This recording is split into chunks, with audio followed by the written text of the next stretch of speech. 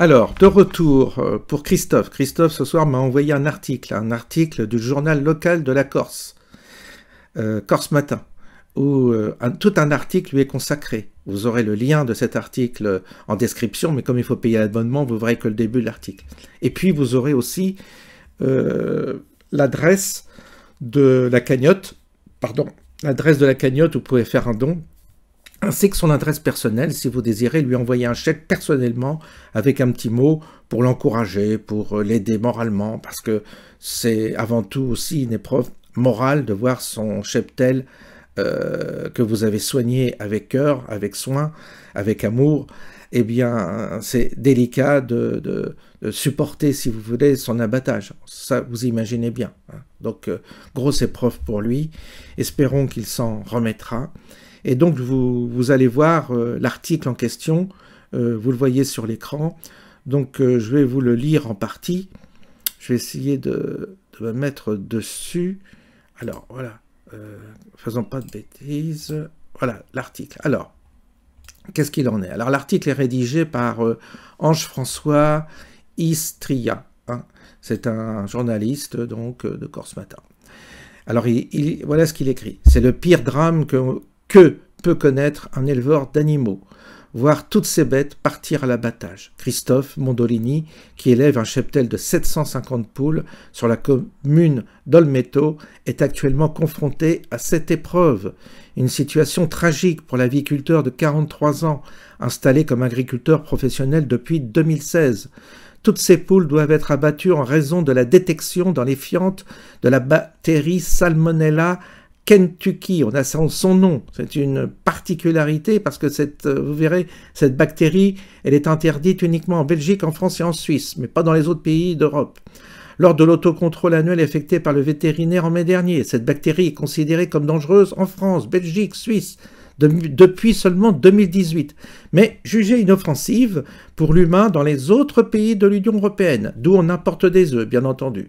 Suite à un contrôle des services vétérinaires de la Direction départementale de l'emploi, du travail, des solidarités et de la protection des populations de Corse, il y a 2 semaines, la Direction régionale de l'alimentation, de l'agriculture et de la forêt de Corse a pris un arrêté préfectoral d'abattage afin de sensibiliser la population.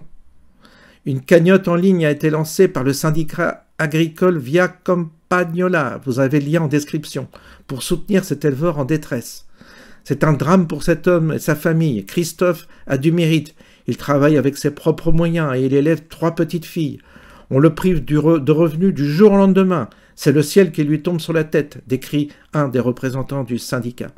Suite au dernier épisode de grippe aviaire et une suspension de la commercialisation avec ses fournisseurs habituels de Marseille, l'aviculteur avait pris la décision d'acheter ses volailles en Sardaigne depuis 3 ans.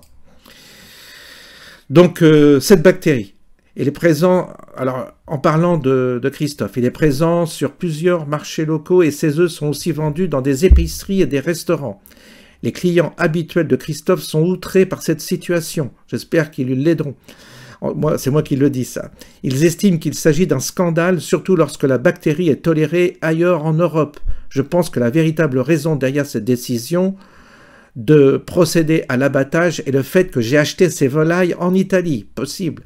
Cette souche de salmonelle est traitable avec des antibiotiques. Mais malgré ma proposition de mettre mon cheptel en quarantaine, la DRAAF a décidé de procéder à l'abattage préventif, se désole encore le quadragénaire.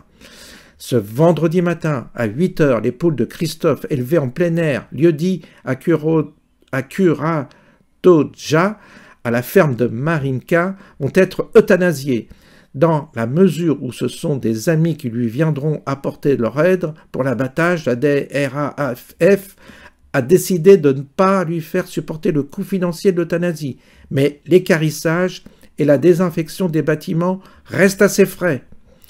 Après un nouveau contrôle durant l'été pour vérifier que la bactérie a totalement disparu du poulailler, il aura la possibilité de reconstituer le cheptel. Mais je ne me fais pas d'illusions et bien entendu, la saison est foutue, c'est ce que dit Christophe, bien entendu. Voilà en gros ce qui lui est arrivé. Donc je compte sur votre Générosité, c'est déjà fait. Certains lui envoyaient des chèques avec un petit mot de soutien pour le moral, c'est important. En description, vous aurez le lien de la cagnotte, mais aussi vous aurez son adresse si vous avez envie de lui envoyer un chèque ou un mot d'encouragement. Je vous souhaite une bonne soirée et je vous dis à bientôt.